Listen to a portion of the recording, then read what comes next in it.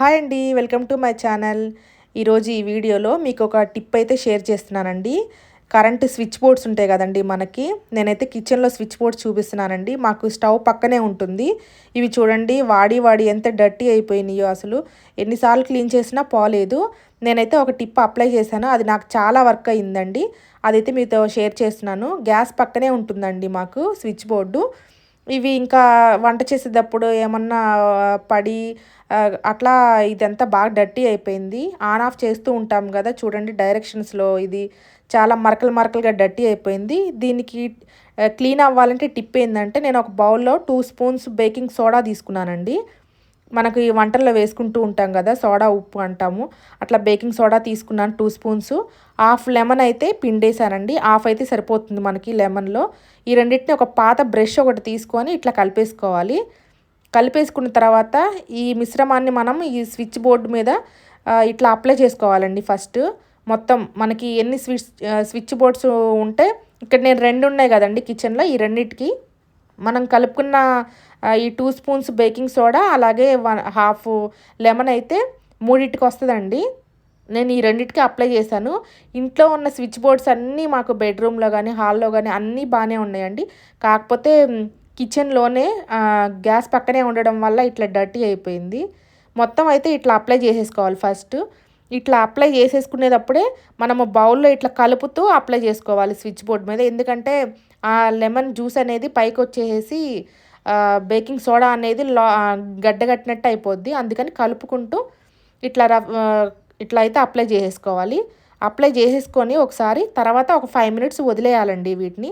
మనం ఇట్లా అప్లై చేసుకునేటప్పుడు తప్పకుండా మనము కాళ్ళకు చెప్పులు అనేది వేసుకోవాలండి. చేతికి గ్లౌస్ కూడా వేసుకోవచ్చు. నేను గ్లౌస్ ఏం వేసుకోలేదు.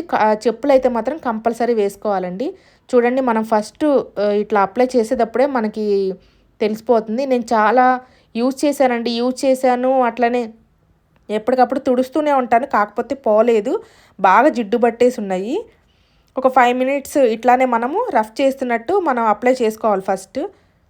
చూడండి, మీకు తెలుస్తుంది కదా, నేను అప్లై చేసేటప్పుడే చాలా వరకు వచ్చేస్తుంది. ఈ చిన్న స్విచ్ బోర్డ్ అయితే అసలు మరీ ఇంకెక్కువ ఉందండి. ఇట్లా నేను రాసేసి ఒక 5 మినిట్స్ అయితే వదిలేశాను. 5 మినిట్స్ మనం వదిలేసిన తర్వాత మళ్ళీ మనం బ్రష్ తీసుకొని ఇట్లా మళ్ళీ ఒకసారి రఫ్ చేస్తున్నట్టు ఇట్లా రఫ్ చేయాలండి బాగా. చూడండి, ఇంకా ఉంది బేకింగ్ సోడాను అండ్ లెమన్ జ్యూస్ అయితే ఇంకా ఉంది, మనం తయారు చేసుకున్న మిశ్రమం. అది తీసుకుంటూ ఇట్లా అయితే మనం రఫ్ చేసుకుంటూ ఇట్లా బ్రష్ పెట్టి ఇట్లా అంటూ ఉండాలి.